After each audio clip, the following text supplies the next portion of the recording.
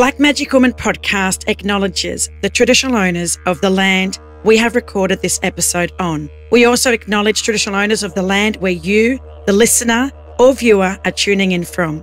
We would like to pay our respects to our elders past and present and acknowledge that this always was Aboriginal land and always will be Aboriginal land. So there was 3 awards that go out. There was 4 or 5 of us left. Yeah, made it to the final bit, but this is where I get dusted. So it was Pharrell and Rihanna. They tied for like the gold one. And then there's me and Ed Sheeran left.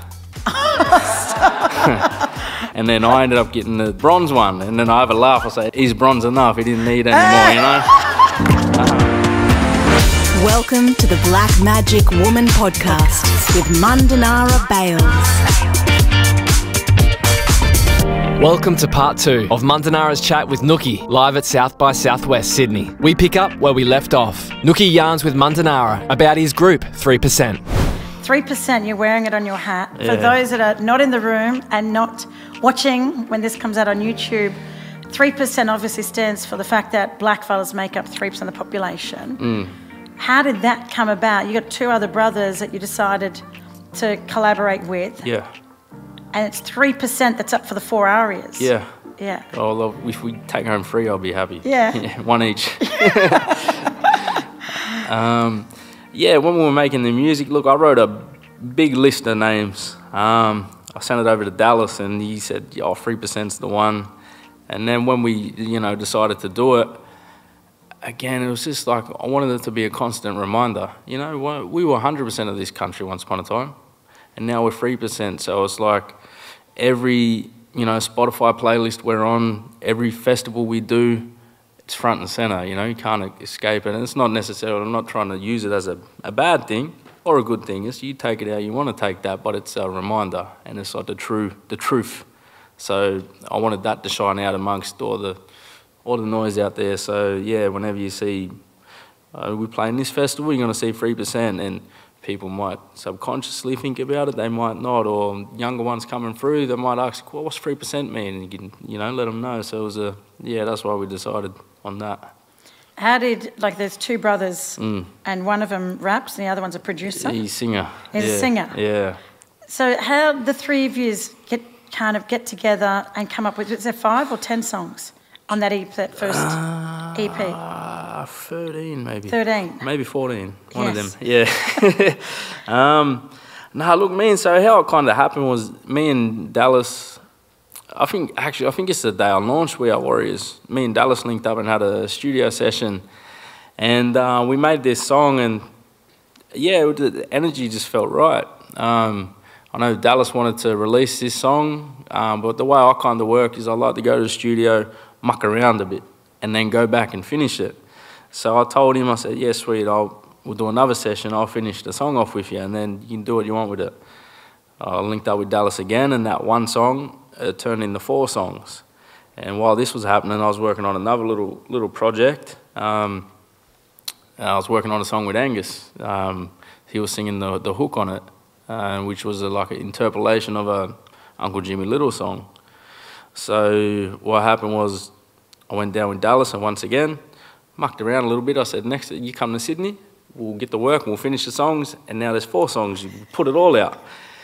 And so Dallas came up, we had the studio booked. I called Angus, I said, bruz, I want to be in the studio working on this, you should come down, we'll finish our one too. So yeah, Angus flew down, me and Dallas got to work in the morning, lunchtime hits, Angus, quick, it's lunchtime, brothers, come in, get this one done. And Angus started singing. Dallas walks in, he heard what he could do, he goes, well, who's this lad? And I was like, oh, that's Angus, he's from up North Coast there, mad voice on him, eh? And he goes, yeah. And then so we just started jamming, made a couple more songs, and that 4 songs, it turned into the 14 songs that are on the album, all just like that. And it was one of those times where it felt like the old fellas put us together, Yeah. Even the cover, if you haven't seen 3%, have a look, because it's in the media, especially because there's 4 ARIAs. One of the ARIAs is for best album cover. So the album cover is Nicky Winmar. Yeah. Remember that famous picture of the AFL player lifting up his T-shirt, his jersey and pointing to his black skin. So that's who Nicky Winmar is. And Adam Goodes did it once, and there's younger Aboriginal AFL players that are dealing with racism still on the field today that you find are lifting up their jerseys and pointing to their black skin. So to have, what made you choose that moment as your cover? And it's amazing that that's actually up for best album cover for an ARIA. Yeah, look, in Nowra High School we didn't have a lot of posters, but that was one of them.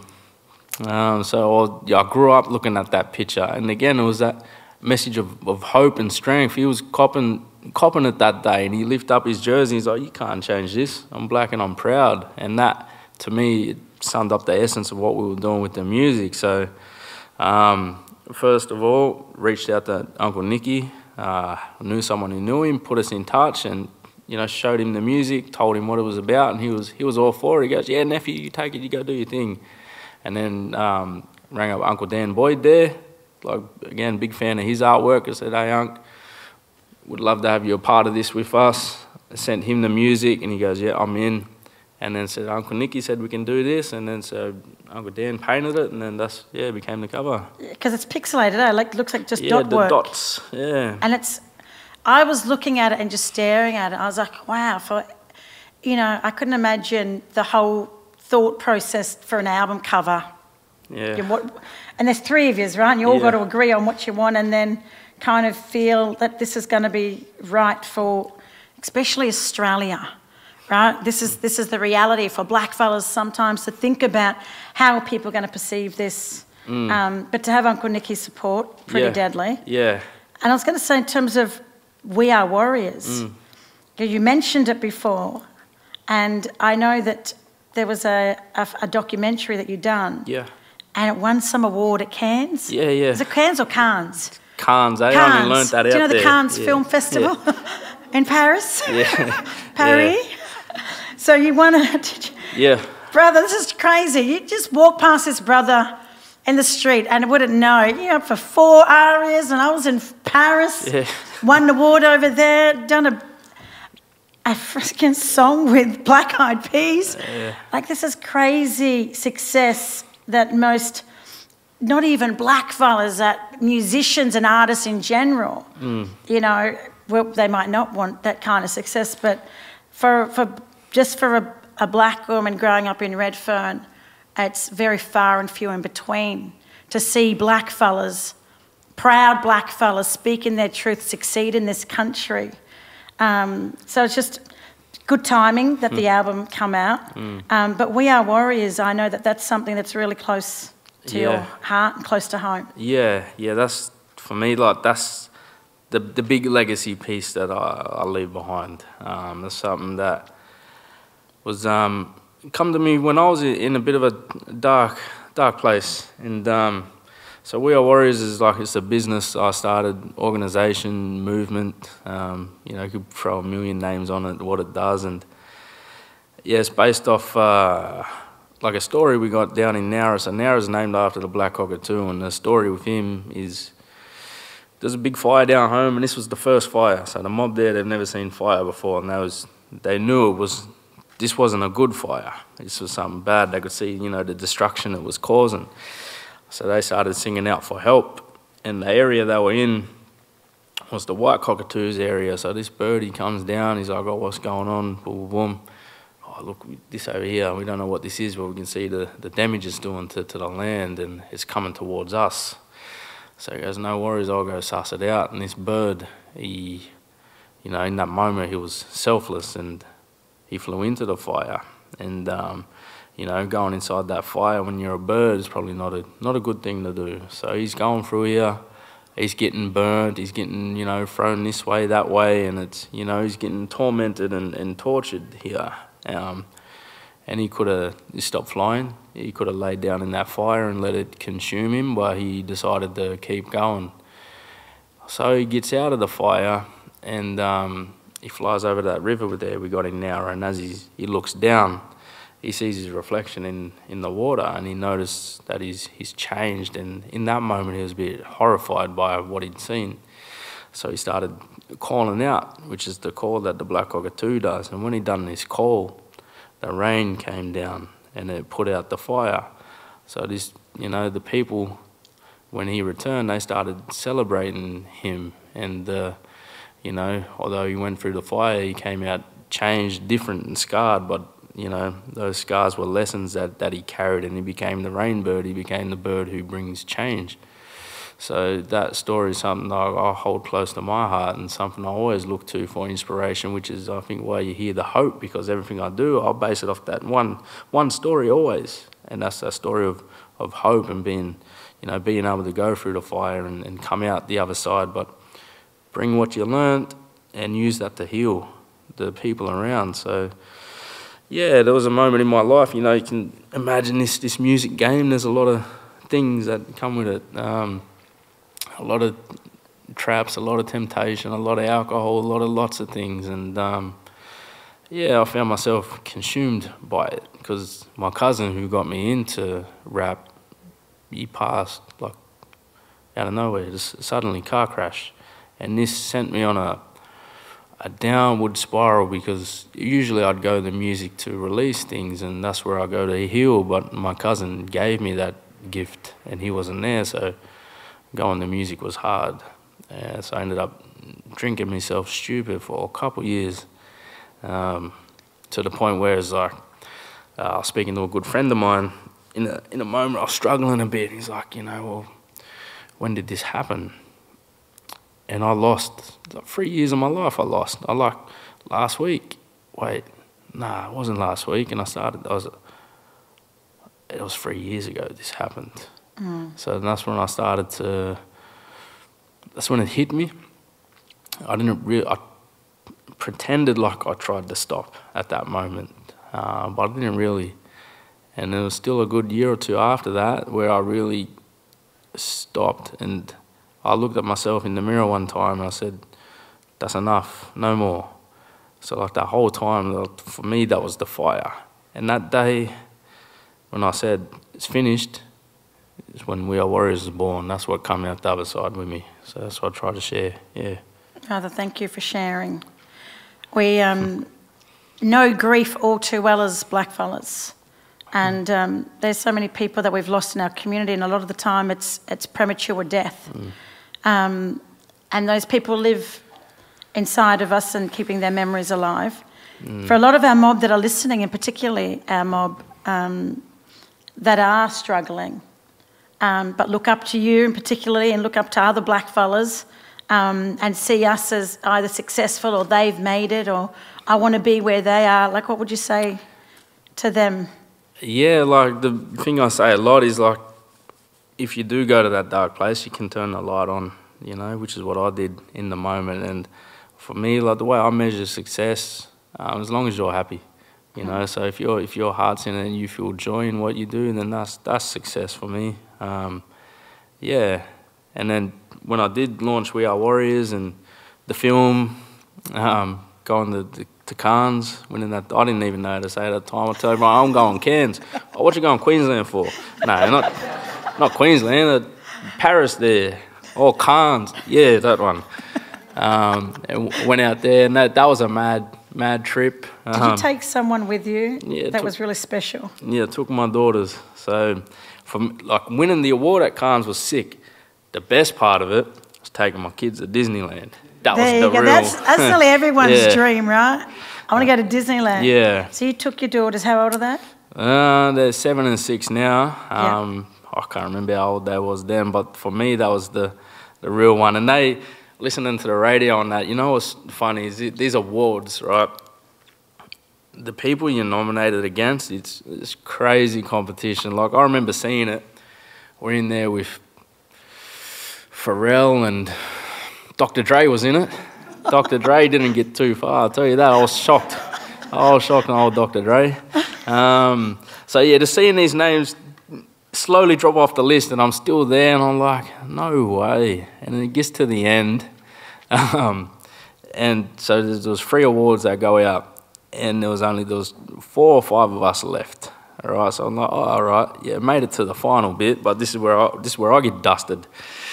And then on the night, yeah, go to the thing, and so it was Pharrell and Rihanna, they tied for like the gold one. And then the silver award went to Rosalia, which is she's a Latino singer. She got the silver one. And then there's me and Ed Sheeran left. And just you and Ed Sheeran? Me and Brother Ed Sheeran, yeah. And then I ended up getting the bronze one. And then I have a laugh. I say, he's bronze enough. He didn't need anymore, you know?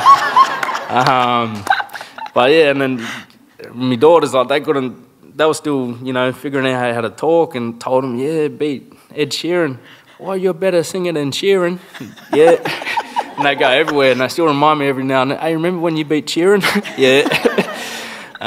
So yeah, done that, and dropped the follow-up film to that yesterday, which is a new one.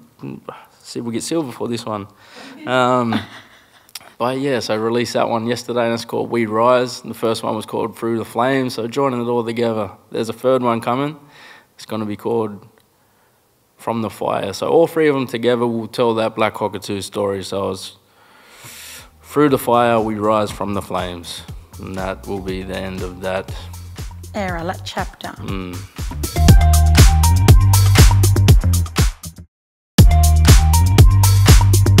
I feel really privileged just to hear you speak about, because I watched the documentary and I can hear there's a bit of narration, you talking about it, but hearing it kind of firsthand right now, I actually feel more connected to 7 minutes about that documentary. It was so powerful. You have to watch it. Get on YouTube and watch the documentary, but also how can people find your music? Like, what's the best way for us that consume music? Is there websites or streaming sites that you as an artist get more money or something? Someone told me that. iHeartRadio, hey, if you want to add us to rotation and that. Don't forget, download the iHeartRadio. Yeah, look, straight to the source, hey, I think YouTube's a good one, Spotify, Amazon, iTunes. I'm trying not to single anyone out, but whoever's paying me the most is them. Go to. I'll let you know. How do we make sure that the money's coming back to the artist? Yeah. But yeah, and then you know what's another mad thing, and this one's not out yet. This one's coming. So with a lot of the work I do with We Are Warriors is like community workshops. So back home in Nowra in particular. So the school I got kicked out of, I work with the kids down there now, making sure they don't get kicked out.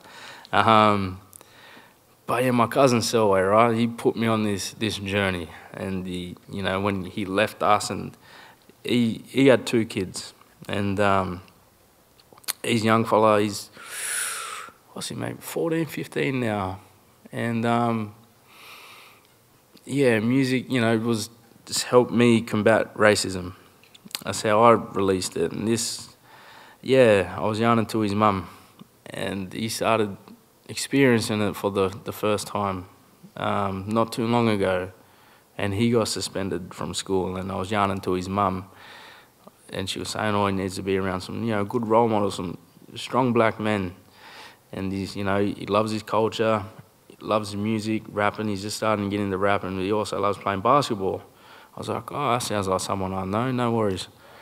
Bring up Paddy Mills. I was like, hey bro, got a young fella, he's having a bit of a hard time. Can we bring him out to see you? And we flew him out to Miami when Paddy was with the Heat, got to hang out with Paddy for a day and that. So again, that was a big success moment for me. He's like repaying that, what his father done for me, hopefully done for him. And so I hope that sets him on his path, and then he goes and does his thing. Well, I think it's one of the best things, right, is when you're able to give back to your family, your community, and where it all started. I just want to say thank you, because it's every time I talk about people that have passed and I hear other people, I feel a little bit heavy. At the same time, I feel really proud and deadly that here we are as 2 black fellas on the iHeart podcast stage at this massive conference. That's the first time in a long time where there's a platform now for black fellas. You can't be what you can't see. So just big fan of yours. I've been trying to chase this brother down for a while. We tried to meet in Brisbane to do a podcast recording at iHeart and Kiss FM. Couldn't even get that happening. But I was willing to move mountains to try and get this happening. But I can't wait, literally, to hear if there's anyone in the audience that has a question, anything at all, or even some of your thoughts of being here and being able to listen to Nooky firsthand. I'm always Googling people and watching people, but to sit here feels a little bit surreal, I must say. Is there anyone that has anything, question, thoughts? Now I feel like I'm going into training, reflections, observations at the front. Hi, Nooky. I saw you at Global Citizen earlier in the year, and that was really amazing the first time I heard about you. Down Melbourne now, eh? Yeah, it was really good. I'm wondering, when you get approached by, global organizations like that and they want a piece of you, do you feel like that's helpful, and do you feel like it advances your cause? And yeah, sometimes yes, and sometimes no. Like when things like that arise, or certain partnerships with companies, businesses, coming to things like South by Southwest. When Sis asks, yeah, no worries. What do you want to do? Let's go. But with other mobs, sometimes it's a bigger conversation. So it's like, even them in particular, good ways. Like they say, oh, we'd like you for this. I'm like, yeah, cool, that sounds good. Well, I'd much rather do all of this and have like that ongoing connection and relationship and work. I think that's vital. So if things are like a one-off, then you're most likely not going to see me there. But if there's a commitment to, move forward and do things and give back to the community, then I'm there. Like, it's always the thing I look for. Like, even, there's a show on here on Saturday with the first Kid Laroi, and the only Kid Laroi, and Blak on Saturday, Tumbalong Park. First email I sent, I was like, yeah, cool, let's do this, but let me have 30 tickets for the little kids down home to come and watch. So that's always, there's community first and foremost in everything I do. So if I don't see a benefit in the community, it doesn't even matter the price attached to it. Like, yeah, it's the mob first. So that's what guides my decision on, those things, or working with those things, collaborations, talks, all that sort of stuff. Yeah. I love it. That's a very Aboriginal response, where our culture is about the community, the mob, the collective. So it's like, okay, that's great for me as an artist or as an individual, but what about my community? What can you do? And I think that's a really good piece of advice, or even a lesson for people that are listening to the podcast, is that when you are coming to, and you do have some kind of project or initiative where you want to collaborate with community, with First Nations, Indigenous communities or businesses or artists, just think about, what are you going to do beyond this project? Reciprocal, you give to me, I give back. And that relationship should be long-term and not just, okay, we did that event next week or last year and that was it. So love the question and love the response, my brother. So anyone else before we have to say goodbye? Is there one last two? Yes, down here at the front. Hey, so I found your music actually through Shazamming one of your songs on Spotify, on the radio, which is, awesome. But that's also, that can be a time and a place thing. So I was wondering if you had any artists' music or outside of it that you'd like to shout out and point me in the right direction of. Yeah, there's heaps. There's like... You better not leave anyone out now. So on Saturday, there's Ria, who's like a new singer kind of coming up through the ranks. There's Willie J and Chazza, they're from around Waterloo and that, same area as Laroi. Young brother, who's is from around Glebe there. He's Bunjalung Wiradjuri fella. Rox Lavy, he's a new guy coming up through the scenes. He'll be performing there as well. There's Kaid's dropped some new stuff recently. Jada Weasel's a sick one. Becca Hatch, Kid Laroi. There's heaps, hey? Yeah. Thank you. And a question down the front. Hi, my name's Tika. I'm a Gunditj Mara woman. Came up from Nam. I just wanted to ask, it kind of plays off the first question. How do you navigate going through spaces weren't traditionally created with mob in mind, and feeling like you belong there despite how you said that we used to make up 100% of this country? Yeah, you know what? Like, I think I look at it, it's not do I belong there, so do they belong with me?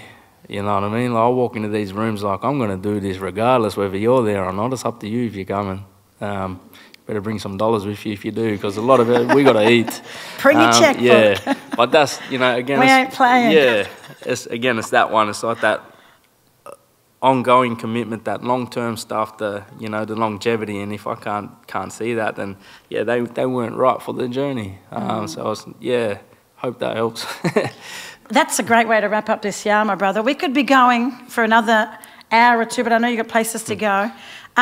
Big shout out to Laroi. My kids' biggest Laroi fans, and rang my nephew who was playing for Sydney Kings and said, I know you know Laroi. How about getting some tickets so my kids can go see him?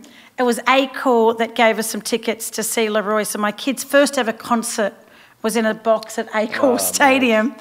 But because we couldn't meet him that night, he literally said, if you get to the Brisbane show, I'll make sure that your names are on the door and you can meet up. And he did. He actually kept his promise. And my kids, we had to fly to Brisbane then and go meet Laroi. But talk about a lad from the community that hasn't forgotten where he comes from, that another young brother says, hey, my auntie's coming with 5 kids. Can you meet him? Because they want to get a photo with you. And he made it happen. The first time failed. That's all right. But the second time... pulled it off. Yeah, that's exactly the thing with him. He doesn't forget where he comes from and, all of that. Like, I used to buy him Clems, him and his little brother Oz, and he'll still reach out. Like, even before he left and became, who everyone knows him as today, we went to a show together, Wu-Tang, and straight after school. So we go to Mines, he drops his school bag off. 2 weeks later, flies out to America and becomes the Kid Laroi. His school bag's still there. Man, your humble beginnings. Yeah. Too deadly, my brother. Well, look, I hope that all of you enjoyed this amazing yarn. I feel like every time I sit down, especially with my own mob, and just yarn about who we are, what we do, things that you're getting up to, and I'm sure there's a lot more. Stay tuned. You can listen to Nooky Sunday nights. Yeah. On Blackout. And I love it. What is it?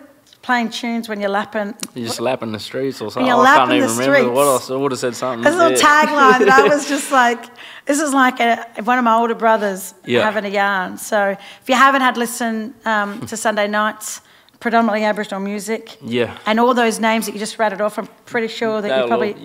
You play them on Triple J. Yeah. Otherwise, jump online and hit this brother up. Oh, solid. So thank you for coming in. Thank you, and being part of this amazing podcast. Yeah, well, again, like, Blackouts wouldn't exist if it wasn't for people like your nan and your dad and that. Like, I never met your old man, but everywhere is like Uncle Tiger was the man, solid reputation everywhere. So, like, it's mad I finally get the link with you, Mob, and Thank you, full circle. So, look, on that note, I hope you've enjoyed this episode. Until next time, bye for now. If you'd like any more info on today's guest, please visit our show notes in the episode description. A big shout out to all you Deadly Mob and allies who continue to listen, watch and support our podcast. Your feedback means the world. You can rate and review the podcast on Apple and Spotify, or even head to our socials and YouTube channel and drop us a line. We'd love to hear from you. The Black Magic Woman podcast is produced by Clint Curtis.